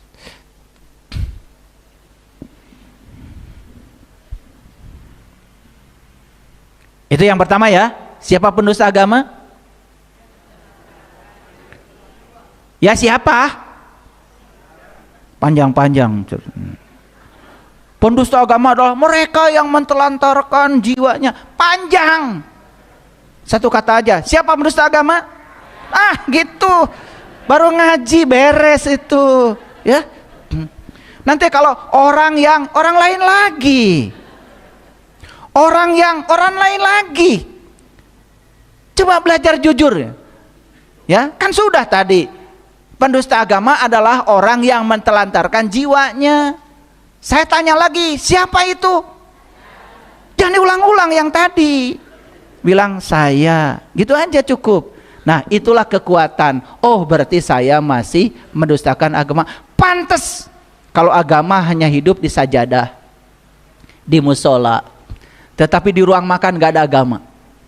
Piring terbang, di dapur gak ada agama. Betul nggak? Nah gitu. Baca sih Bismillahirrohmanirrohim, tapi masak sambil marah-marah. Betul nggak? Udah akhirnya minyak cerot ke sini. Padahal kalau sadar Bismillahirrohmanirrohim, atas nama Allah yang Maha Pengasih dan Maha Penyayang, sebelum ke dapur bilang, ya Allah, saya ini istri Tugas saya menyediakan makanan yang enak buat suami dan anak-anak saya. Izinkan saya ya Allah menjadi kepanjangan tangan-Mu untuk membuat makanan yang enak buat anak istri, buat suami dan anak-anakku. Bismillahnya coba begitu. Begitu disajikan makanan, disantap sama anak. Ibu, enak banget makanannya. Ada cinta di situ, ada energi. Marah-marah, begitu dicicipi, asin banget. Sayur asem, asem mulu. Karena ternyata lupa sambil marah-marah, ya. Yang dimasukkan memang asem aja. Kan judulnya sayur asem. Lupa pakai gula, lupa pakai sayur, cuman air aja sama asem. Oke, lanjut ya. Yang kedua, nih lanjutannya. Siapa pendusta agama? Yang kedua, wala yahuddu ala ta'amil miskin. Dia tidak menganjurkan memberi makan orang miskin. Lihat saya semuanya. Tahu orang miskin? Tahu belum? Ya kalau belum tahu saya kasih tahu. Karena bapak ibu tuh orang miskin. Oh, itu yang gak punya duit, yang minta-minta. Itu aja otak kita selama ini. Yuk kita belajar bahasa Arab. Ternyata al-miskin dalam bahasa Arab, miskin dalam bahasa Arab berasal dari akar kata sakana, sakan. Arti dari sakan itu apa? Ya, sakan itu artinya diam, tenang, tidak bergerak. Jadi miskin itu dia yang diam, yang tenang, yang tidak bergerak. Siapa itu? Jiwa. Diri sejati kita kan yang bergerak tubuhmu. Diam, tenang, tidak bergerak. Ternyata al-miskin dalam bahasa Arab artinya adalah jiwa. Jadi siapa pendusta agama? Satu, yang mentelantarkan jiwanya. Yang kedua, nyaris tidak ada keinginan ngasih makan pada jiwanya. Jiwanya nggak dikasih makan. Jiwa itu adalah nur. Makanan untuk nur, ya nur juga. Kalau tubuh terbuat dari tanah, makanya makanan buat tubuh segala hal yang berasal dari tanah. Jiwa bukan dari tanah. Jiwa itu nur.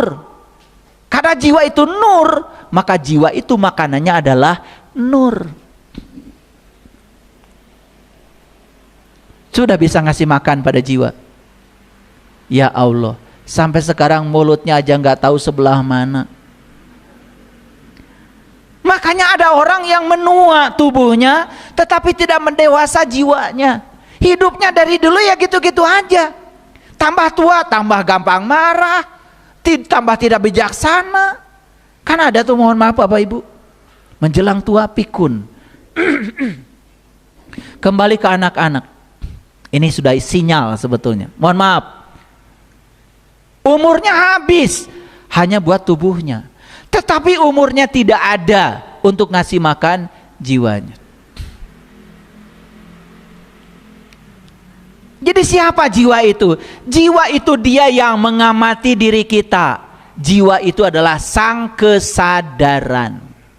Makanya sering saya sampaikan di kajian ini. Pikiran kita bukan kita. Tubuh kita bukan kita. Tapi yang mengamati pikiran dan tubuh kita, itulah diri kita, sang kesadaran. Dia yang diam. Karena pengamat itu memang sukanya diam, mengamati.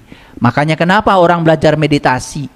Belajar meditasi itu kan sebetulnya untuk menyadarkan diri kita bahwa diri kita yang sebenarnya adalah sang kesadaran, bukan pikiran, bukan tubuh.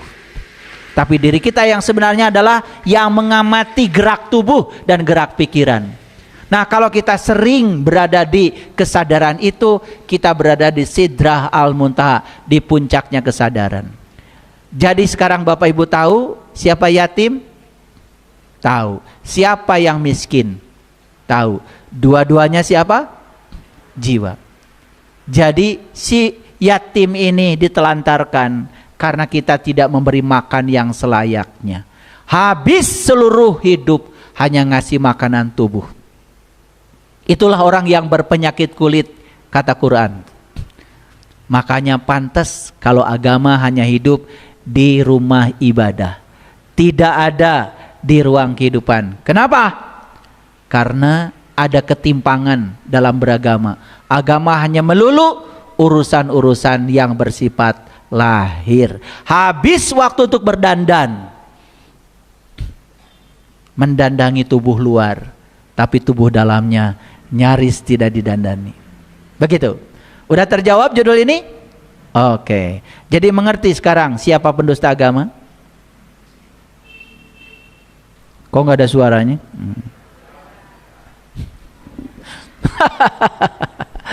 Nggak apa-apa Bapak Ibu. Yang paling penting kita jujur ya.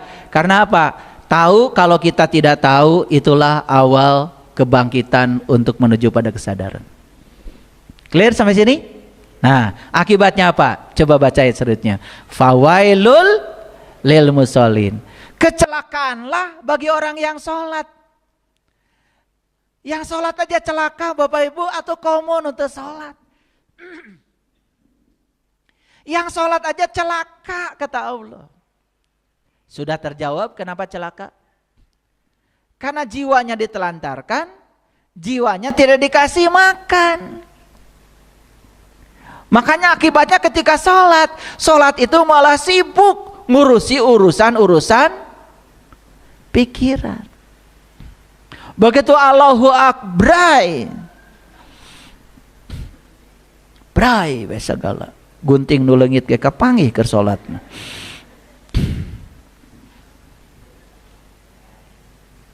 Ngagebrai. Paham sampai sini? Oke. Jangan anggap sepele Bapak Ibu. Ayat ini dibaca setiap Ramadan, setiap taraweh. Luar biasa, dilentingkan suaranya. Gak penting. Yang penting sekarang, yuk sekarang ambil pesannya. Saya baca ayat ini dulu nangis. Saya tidak menuduh-nuduh orang lain, tidak. Saya minta ampun sama Allah, ya Allah, maaf, karena saya tidak kenal diri sejati saya. Maka selama ini saya sholat, saya menjalankan apa-apa semata-mata karena urusan-urusan fisik. Karena saya bermuatan, ingin surga, takut neraka. Itu saja. Saya pernah di posisi itu Bapak Ibu. Makanya saya keliling dunia, saya cari guru. Saya ingin kenal siapa orang yang bisa memperkenalkan saya pada diri sejatinya saya. Saya ingin tahu jiwa saya yang mana. Karena kata Rasulullah, siapa yang kenal dirinya, maka dia akan kenal Tuhannya. Saya ingin mencontoh jejak langkahnya Rasulullah. Beliau tidak sholat dulu, tapi beliau Isra Mi'raj dulu. Beliau kenal dulu sama Tuhannya, baru beliau sholat. Pantas kalau sholat beliau bisa mencegah dari perbuatan keji dan munkar. Agama bagi Rasulullah tidak ada, tidak hanya di ruang ibadah. Beliau bawa agama ke dalam kehidupan. Lihat beliau, dengar sejarah beliau yang penuh cinta kasih pada siapapun. Bahkan beliau mau mencintai orang, tidak pernah bertanya agamanya apa. Berbuat baik sama orang, tidak pernah berbicara agamanya apa. Kenapa umatnya yang mengaku umatnya kok seperti itu? Maka di Quran dikatakan Muhammadur Rasulullah wallazina ma'ahu asyidda'u 'alal kuffar ruhama'u bainahum tarahum ruka'an sujadan yabtaguna fadlan minallahi wa ridwana. Luar biasa. Simahum fi wujuhihim min asaris sujud zalika masaluhum fit Taurati wa masaluhum fil Injil. Saya kalau baca ayat itu nangis. Muhammad adalah Rasulullah, walladzina ma'hu asyidda'u 'alal kufar, dan orang-orang yang mengikuti jejaknya beliau asyidda'u 'alal kufar, sangat keras terhadap kufar. Apa kufar? Kufar bukan orang kafir.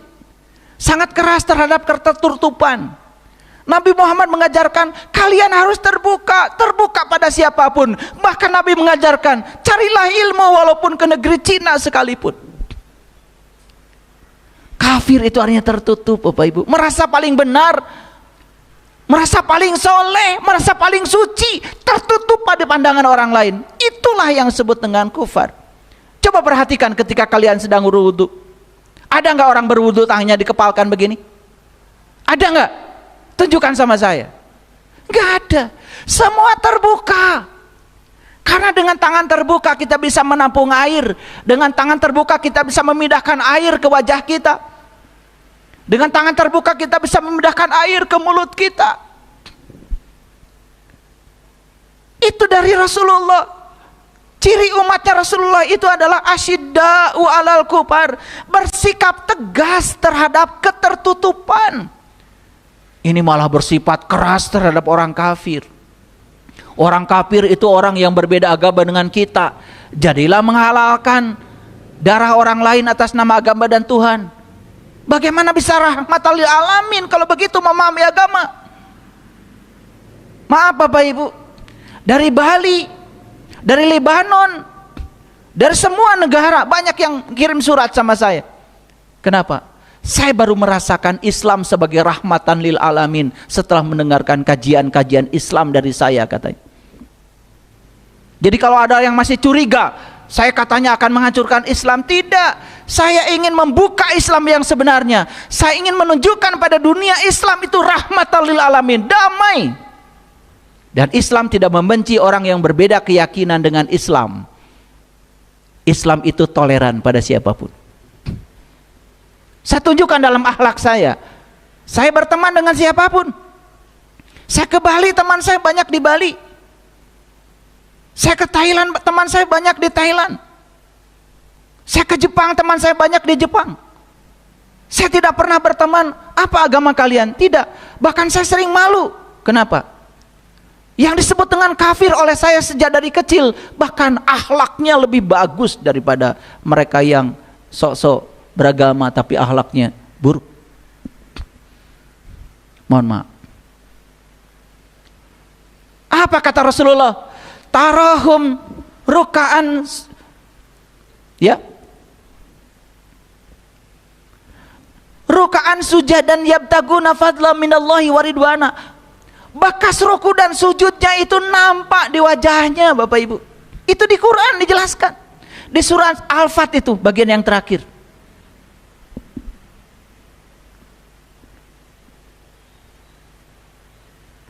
Bekas ruku dan sujudnya nampak di wajahnya.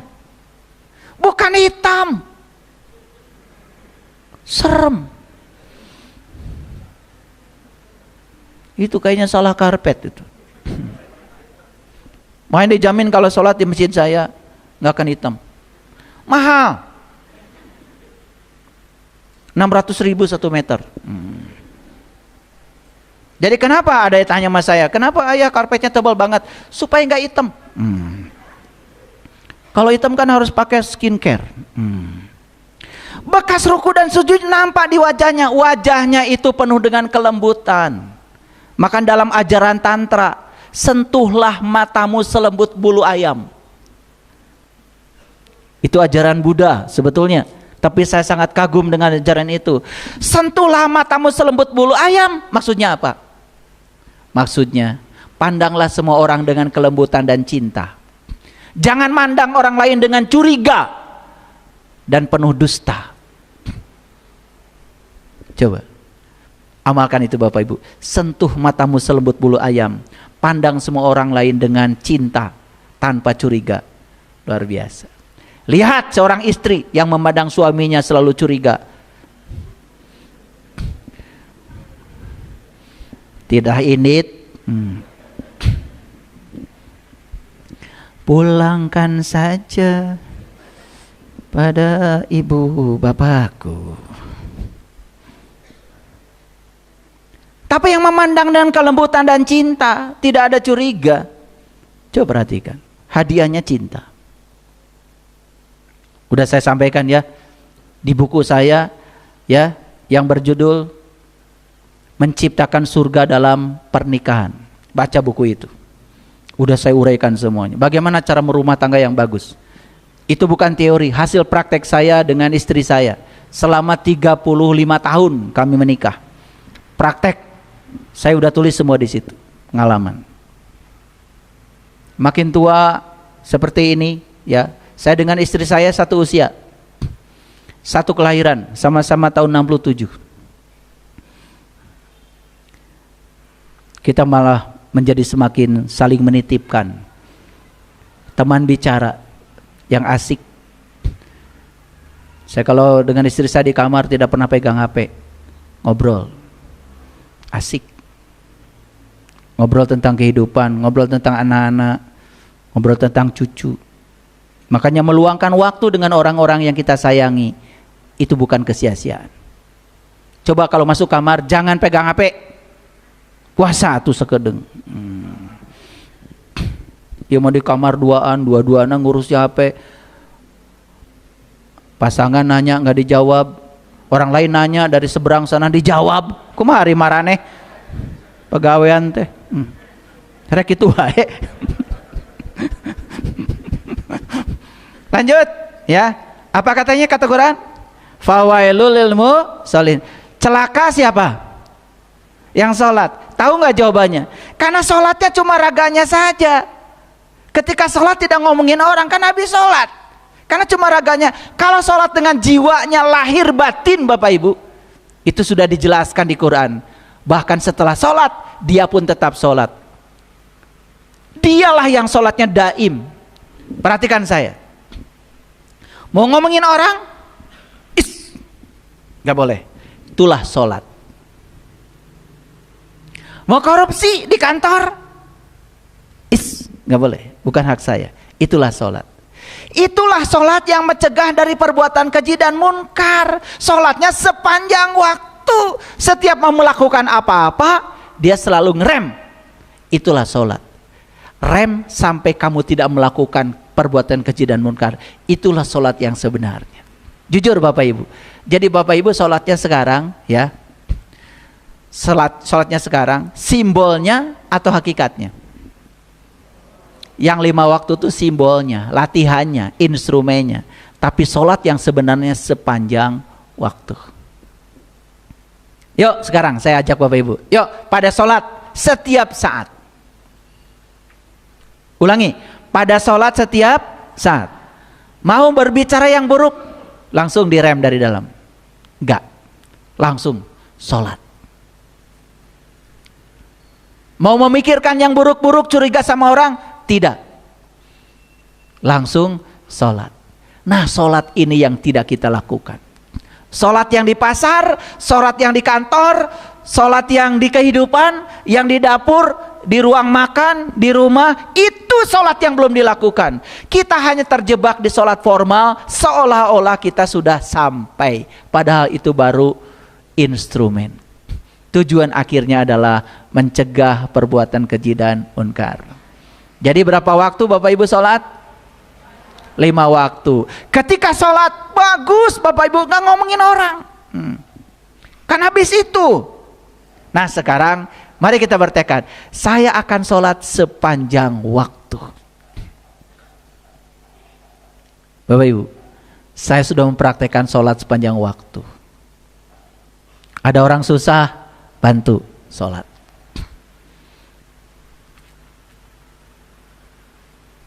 Ada orang kegelapan, terangi sholat. Coba, gratis hidup Bapak Ibu. Gratis. Sahabat-sahabat saya di sini, di Bumi Spiritual Indonesia, sudah tahu keseharian saya.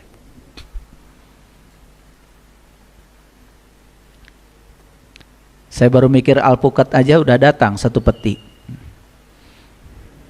Dari dapur udah ada laporan telur habis katanya buat sarapan pagi. Gak kira-kira telur ayam kampung datangnya 3 peti.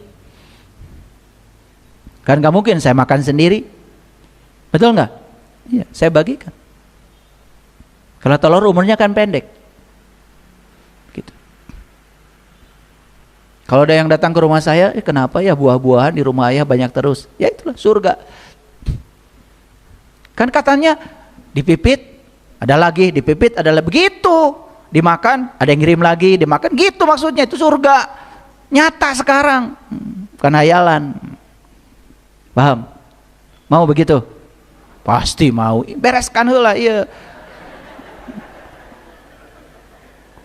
Masih pendusta agama. Bereskan dulu. Kalian mah kalau dipancing sedikit langsung pindah. Dasar pangeretan. Baru dipancing dikit langsung berubah haluan. Betul nggak? Mau begitu? Mau. Bereskan dulu ini. Ini topik kita hari ini. Kita tidak mau lagi jadi pendusta agama. Kan begitu? Betul nggak? Sholatnya tidak mau lagi cuma raga. Ingin melibatkan jiwa. Jiwanya bisa lizikri. Bisa ingat sama Allah. Satu-satunya syarat ingat sama Allah. Maka jiwa harus dikenalkan dulu sama sang pemilik jiwa itu. Itulah yang disebut dengan ma'rifatullah. Udah nyampe pesannya? Ini Quran Bapak Ibu. Nah, alladzina hum an sholatihim sahur. Nah, kita ini sering memplesetkan. Sahur itu artinya lalai. Lalai itu menunda waktu sholat.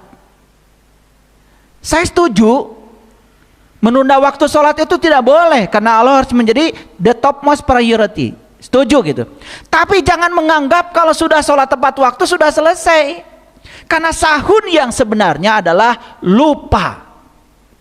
Catat. Sahun itu bukan lalai. Lupa. Lupa pada siapa? Lupa pada Allahnya.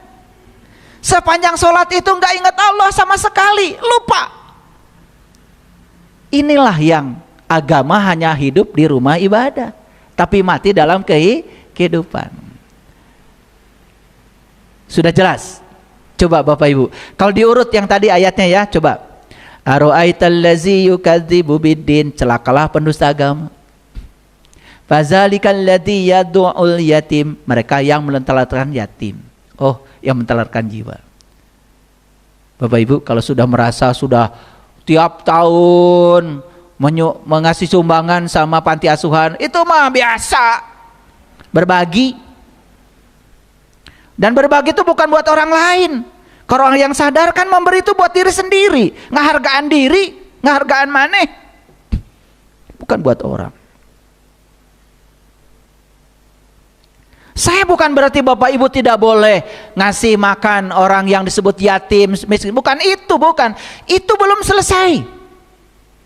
Makanya kan banyak orang yang sombong karena sudah mengundang anak yatim, karena naik pangkat, merasa sudah selesai. Bukan pendusta agama. Belum. Belum. Ada yang ditelantarkan dalam diri kita. Itu jiwa kita. Yuk kita urut. Celakalah pendusta agama. Siapa? Yaitu orang yang menelantarkan jiwa. Ya toh? Dan tidak ngasih makan pada jiwa itu. Clear? Akibatnya apa? Sholatnya jadi celaka. Kenapa? Karena sholatnya lupa. Lupa pada siapa? Lupa pada esensi sholat. Kan sholat itu jelas di Quran, ya. Innani anallah la ilaha illa ana fa'budni wa aqimis sholata li zikri. Sholat itu li zikri, mengingat kepada Allah. Nah, sepanjang sholat jujur Bapak Ibu, apa yang Bapak Ibu ingat? Sok lah, rek mana? Dan saya tuh udah tahu Bapak Ibu teh, yang ada di kepalanya tahu ya. Cuman kan saya mah tidak boleh membukakan aib orang lain. Tahu? Rek ngaku naon ge nyaho. Tapi saya juga kagum ya. Banyak orang-orang yang punya pondok pesantren datang ke rumah saya bicara secara pribadi dulu. Ketika saya sampaikan ayat-ayat begini, meneteskan air mata. Berarti saya ya yang masih begitu. Saya salami, kamu jujur. Kagum saya sama begitu.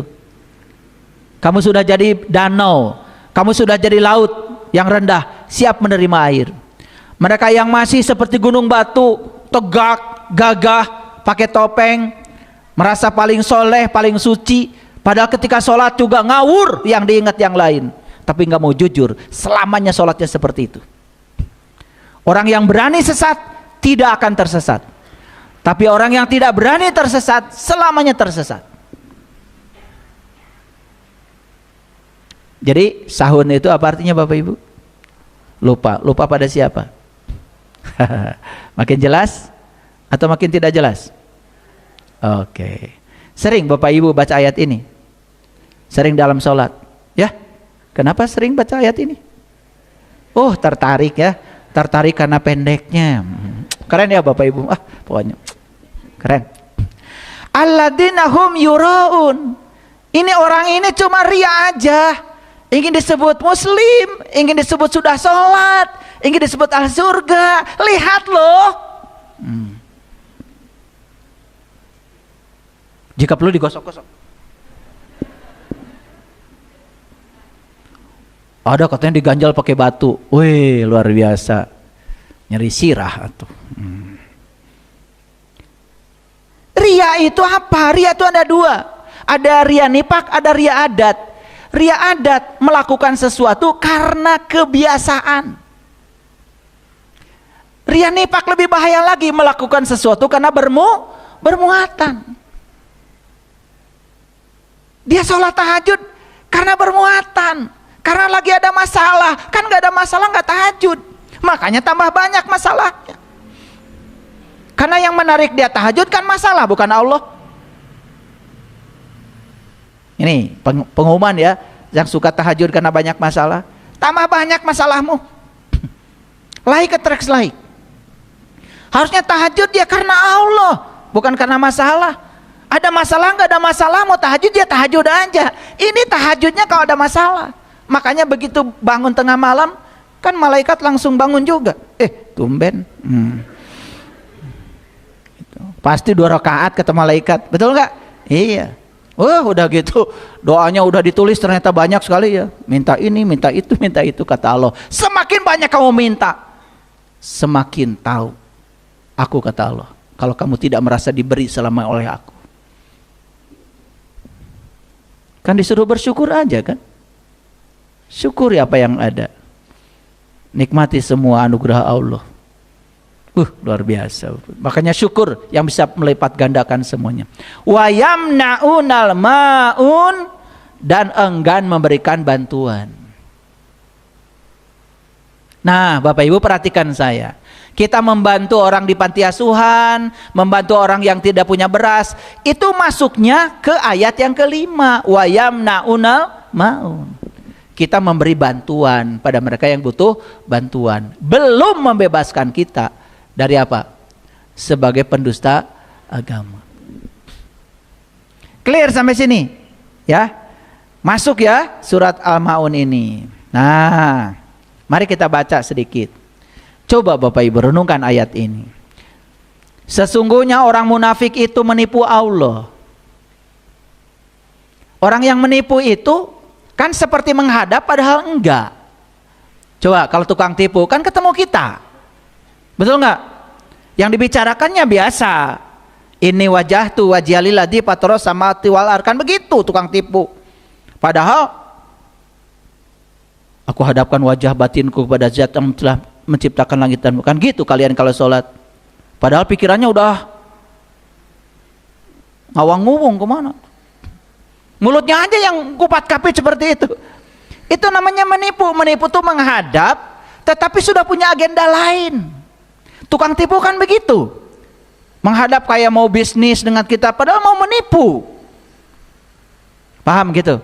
Coba kata-katanya luar biasa ya. Sesungguhnya orang munafik itu menipu Allah, dan Allah akan membalas tipuan mereka. Bukan Allah yang membalas, dia sebetulnya sedang menipu dirinya sendiri.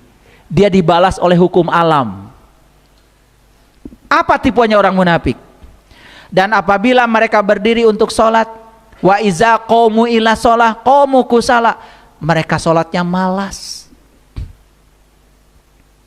Ini ada yang terketik sama saya, ada S-nya, malas. Gak sengaja saya, kok saya bilang barusan S-nya ada 2. Malas. Malas itu karena tidak merasakan nikmatnya Bapak Ibu. Coba Bapak Ibu malas makan karena tidak bisa merasakan nikmatnya makanan. Bapak Ibu disuguhi makanan yang bukan kesenangannya, pasti malas. Tidak bisa menikmati. Nah, malas itu karena kita tidak bisa menikmati. Sholat cuma menggugurkan kewajiban saja. Bayangkan sholat yang kayak gitu. Hanya tumbuh di rumah ibadah, hidup di rumah ibadah, tapi mati di ruang kehidupan. Diulangi lagi di ayat ini, ya. Wa iza qamu ila shalah qamu kusala yuraunan nas. Salatnya itu cuman ria aja di hadapan manusia.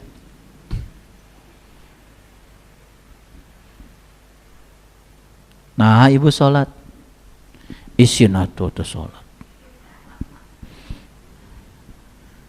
Bila dicarioskeun ke Ibu Yeti.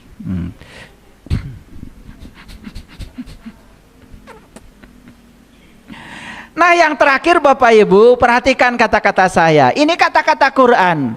Wala yazkurunallaha illa qalila. Dan tidaklah mereka mengingat Allah kecuali sedikit sekali. Saya sampaikan ayat ini buat mereka-mereka yang sok alim, sok suci, yang suka ngomentari orang yang tidak sholat karena merasa dirinya sudah sholat. Yuk kita periksa. Kata Quran, orang munafik itu bukan yang tidak sholat, tapi yang sholat. Cuma sholatnya apa? Satu, malas. Tidak menikmati karena tidak tahu rasanya. Tidak tahu siapa yang disembahnya. Sholatnya cuma raganya saja, jiwanya ditelantarkan. Dua, sholatnya cuma untuk ria di hadapan manusia. Tiga, sholatnya tidak mengingat Allah kecuali sedikit sekali. Sedang sholat saja gak ingat sama Allah, apalagi di luar sholat. Sedang sholat saja sudah melupakan Allah.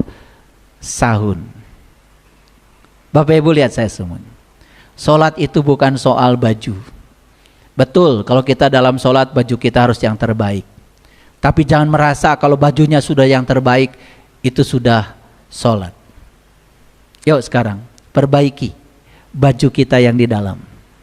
Saya selalu mengajak ini kenapa? Aduh, saya memimpikan suatu saat kalau orang sholatnya sudah benar sebagaimana tuntutan Rasulullah SAW.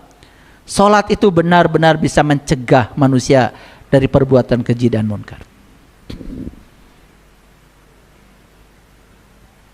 Masih ingat wudhu yang tadi? Masih ingat? Nah, makanya inilah perintah sholat. Perhatikan sekali lagi. Bacalah apa yang telah diwahyukan kepadamu. Ini Quran surat Al-Ankabut ayat 45. Yang tadi tentang orang munafik itu yang sholat, itu surat An-Nisa ayat 142. Silahkan. Bahkan di An-Nisa 145 Allah mengatakan, ya, tempatnya orang yang sholat tapi munafik itu adalah neraka. Dan saya sudah jelaskan ya, neraka itulah di sini, saat ini, sekarang. Gampang marah neraka, gampang tersinggung neraka. Itulah neraka. Saya jujur mau tanya Bapak Ibu, banyak gak orang sepertinya sudah sholat tapi masih gampang marah, gampang tersinggung? Betul gak kata Quran tempatnya neraka? Betul gak neraka itu saat ini? Eta, jangan jauh-jauh. Makanya kata Quran surat Al-Ankabut, perhatikan, ini adalah surat terakhir yang saya sampaikan hari ini. Atlu ma uhiya ilaika minal kitab wa aqimis shalah. Bacalah apa yang telah diwahyukan kepadamu, yaitu kitab, dan dirikanlah sholat. Saya tanya Bapak Ibu, mendirikan sholat dulu, baca kitab dulu? Baca kitab dulu. Kitab itu bukan Quran. Nabi Muhammad sudah baca kitab, Quran belum ada. Kitab itu kalamullah. Kalamullah itu sebetulnya hakikatnya adalah Allah itu sendiri. Berarti ayat ini perintah buat apa? Perintah untuk mengenali Tuhan sebelum kita sholat. Itu intinya. Lanjut. Sesungguhnya sholat itu mencegah dari keji dan munkar. Keren gak Bapak Ibu? Ngikutin ini nggak Bapak Ibu sholatnya selama ini? Baca kitab dulu, sholat dulu. Oh. Ada yang terlewat nggak dari ayat ini? Ada. Pantas nggak sholatnya hanya di rumah ibadah, tetapi di dalam kehidupan nggak ada sholat? Pantas nggak? Yuk, ini ceramah saya ini ya untuk membuka, menyadarkan. Karena ceramah kesadaran. Ini hipnoterapi, bukan ceramah biasa. Kalau ceramah yang biasa ya ikuti aja para ustadz, para ulama, para kiai. Saya kan ya modalnya kayak gini. Saya ustadz bukan, ulama apalagi, kiai dari mana?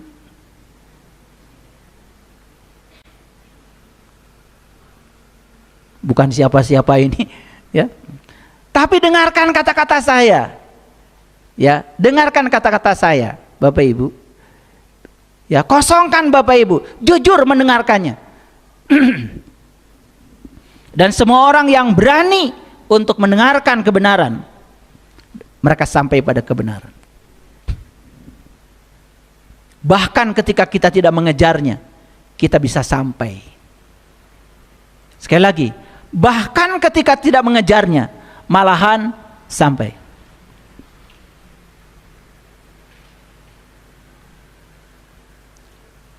Ulangi lagi. Bacalah apa yang telah diwahyukan kepadamu, yaitu kitab. Baca apa dulu? Kitab. Setelah itu apa? Dirikanlah sholat. Karena sudah tahu dan kenal kepada Allah, sepanjang sholat gak ada yang diingat kecuali Dia. Bergetar Bapak Ibu. Bisa berjam-jam sholat itu. Sampai kakinya Nabi Muhammad aja bengkak. Baru kata Allah, sesungguhnya sholat itu, pakai itu. Sholat yang mana? Sholat itu, sholat yang didirikan setelah baca kitab, mencegah dari keji dan mungkar. Dan sesungguhnya kata Allah, mengingat Allah sangat besar. Wala zikrullahi akbar. Tidak ada yang lebih besar dari mengingat Allah. Bapak Ibu, lihat saya semua. Ketika sholat yang 5 waktu, hanya Allah yang diingat. Habis sholat, hanya Allah yang diingat. Mau ngomongin orang, langsung ada rem di sini. Tidak. Mau menyakiti orang, ada rem di sini. Tidak. Mau ngambil hak orang, ada rem di sini. Tidak. Bahkan saya mau menawar aja, mau nawar. Makanya saya suka janji sama istri saya. Ya ke pasar, yuk. Karena bagi saya dengan istri saya ke pasar itu refreshing. Ketemu orang, asik tuh ya. Buat singkong di kanan, buat timun di kiri, asik itu olahraga. Ternyata ada penelitian. Sering pergi bersama pasangan ke tempat-tempat seperti itu memperpanjang umur. Keren tuh penelitiannya, luar biasa. Ya, coba bareng-bareng ya, asik. Tapi saya suka pakai syarat. Nanti di pasar jangan ditawar ya. Timun 6.000 1 kilo, 2.000 ya mang. Itu bukan menghina tukang dagang, itu menghina Allah. Ya Allah, petani itu cuma naruh bijinya. Yang menumbuhkan aku, kata Allah, sampai sebesar itu. Kok kamu tidak menghargai aku, kata Allah. Tawar 10.000. Karunya atuh, malak dage lila. Ya Allah, Bapak Ibu. Kadang-kadang kita suka tega ya. Kalau nawar, coba mulai sekarang jangan nawar ya, itu aja dulu. Syukur kalau dinaikkan harganya. Coba nanti praktekkan dari saya. Waduh Bapak Ibu, berkelimpahan. Saya itu di Jelekong nanam timun di gunung. Ya. Setiap hari, ya saya hitung nih. Ya, yang kerja di Jelekong itu yang nanam timun tuh 4 orang. Kalau di Jelekong tuh ngabedug namanya. Gajinya di sana 60.000 sampai jam 12. 4 kali 6 240 kali 6 hari. Sok hitung sorangan. Panen timunnya 3 bulan, Bapak Ibu. Begitu dijual ke pasar ditawar 2.000. Begitu saya jumlahkan sekian kintal itu cuma dapat 400.000. Padahal seminggu gajinya aja lebih dari 2 juta. 3 bulan sok hitung sabaraha. Kacida tenunawar. Karena saya pengalaman udah nanem Bapak Ibu. Saya udah jadi petani. Petani cengek sudah. Petani sosin sudah. Saya tuh apa aja dikerjakan. Tetapi saya ingin memperluas wawasan. Tuh hasil pertanian juga saya bagikan. Tuh kalau yang punya rumah di Sariwangi atas. Tuh ada kebun saya. Banyak cabainya, ambil. Perlu singkong ambil. Perlu pisang ambil. Boleh. Ada yang nunggu. Lah, yang ngasih pohon pisangnya tuh Pak Haji tuh, Pak Haji Asep sama Bunda Cucu dari Cililin. Tuh Pak Haji. Yang ngasih pohon singkongnya Pak Haji, nggak beli. Tancap ke nungku. Makanya saya juga tidak pernah memiliki. Saya bilang sama tukang kebun, kalau ada yang minta singkong kasih. Silakan. Tuh di Sariwangi pokoknya ada kebunnya Pak Saipul, boleh. Bilang, saya anggota pengajiannya, bilang aja gitu. Oke, menakjubkan gak hidup? Menakjubkan. Jadi gimana caranya supaya agama itu jangan cuma hidup di rumah ibadah. Agama bawa ke kamar, agama bawa ke dapur, agama bawa ke pasar, agama bawa ke kantor. Wih, luar biasa. Wudu, sholat, bawa ke semua sektor kehidupan. Maka agama akan menjadi rahmatan lil alam. Terima kasih. Assalamualaikum warahmatullahi wabarakatuh.